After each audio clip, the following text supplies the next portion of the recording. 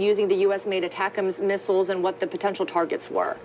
Yeah, we know only what the Russian Ministry of Defense is telling us, which is about 3:25 a.m. local time. 6 missiles, they say, were fired at a military facility in Bryansk. That's another region on the border area, not far away from Kursk, which currently has a significant Ukrainian military presence inside of it. Now, the Russians claim that they took out 5 of those 6. We've heard that in the past, that they have claimed to significantly prevented Ukrainian air assaults. But the significance here, of course, is that nobody appears to be wasting any time in getting this permission from the Biden administration into the battlefield, possibly because it is possible that when President Donald Trump takes office in January the 20th, he may reverse the frankly unexpected but long in the mind of Ukraine overdue decision by President Joe Biden at the weekend. It's extraordinary because of the pace here. I'm not sure it's necessarily unexpected to some degree, because we have known that Ukraine have been in possession of ATACMS missiles like this to hit targets inside of occupied areas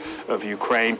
And so in theory, I suppose the target list would have already been in their possession, and this simply being a matter of Kiev deciding that they wanted to use this new US permission. But it comes on the 1,000th day of a war so full of unexpected moments here. And I think we are now going to have to see whether Ukraine steps forward and officially acknowledges that this indeed was an ATACMS missile launching this particular strike.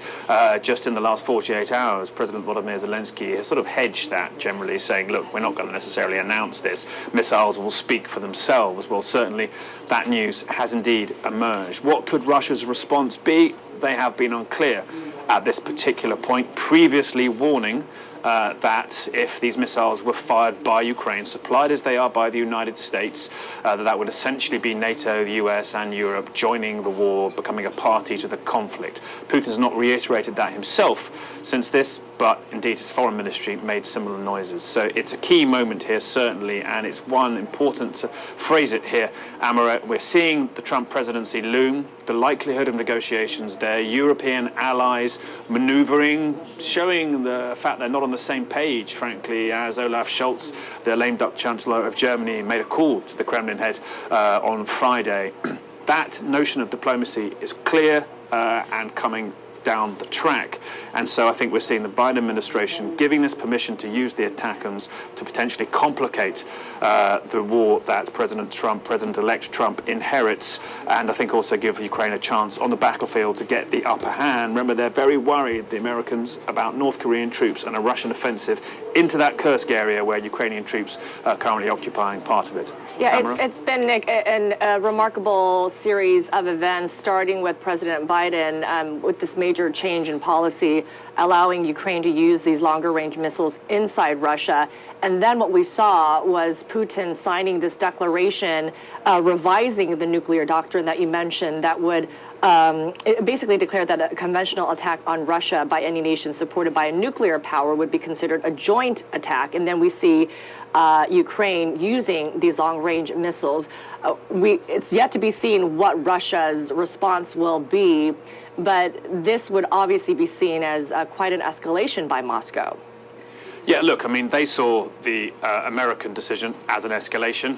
The Americans saw the decision by Russia to station North Korean troops on the front lines as an escalation by Russia. And so we have that ladder, people continually climbing. I'm not sure really what Vladimir Putin's statement today in his amendment of the nuclear doctrine, outside of the scariness of the words amendment of the nuclear doctrine, actually necessarily does. It essentially says that conventional attacks by multiple parties against Russia could potentially lead to responses by Russia towards those parties. It's nuanced, highly nuanced, but it's part of a pattern that we've seen where Moscow feels potentially under threat, or feels it has to make a sort of bombastic statement that it reaches for the phrase to remind people that it is indeed a nuclear power.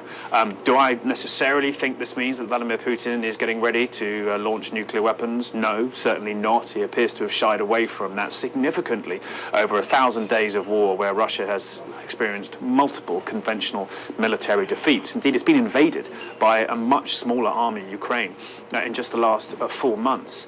But I do think it's a bid by them to try and please a domestic audience who might be wondering exactly what juice Russia has left at this particular moment. And I think it is his way of suggesting that this is perhaps Moscow's response. Do they necessarily have the military might to take on NATO in full? Well, almost certainly not. They're struggling to defeat Ukraine.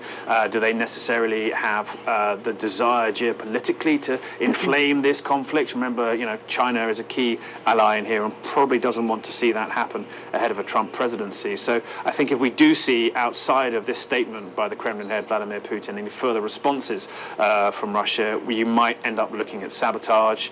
There have been many accusations that Russia's been behind exploding packages and courier depots. Indeed, we have reports from Lithuania and Germany that undersea internet cables towards Scandinavia have been damaged in the last 48 to 72 hours. That's, I think, where we'll potentially see this exacerbate, but it'll be in no doubt here at all. We're into a very different part of the war here. American-made and supplied weapons are being fired into Russian territory. That's a place